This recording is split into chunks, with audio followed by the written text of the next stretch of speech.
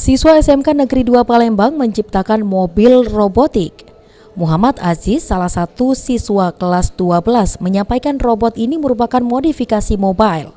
Robot ini sebenarnya mesin yang dibeli dari perusahaan, namun sudah dimodifikasi dengan tambahan fitur teknologi yang canggih.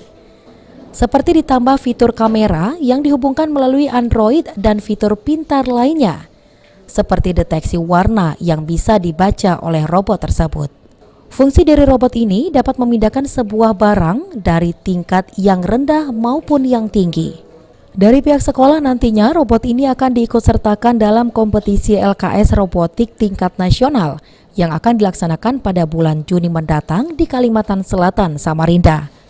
Saat ini pihak sekolah masih menunggu informasi dari panitia untuk penetapan tema robot yang akan dikompetisikan.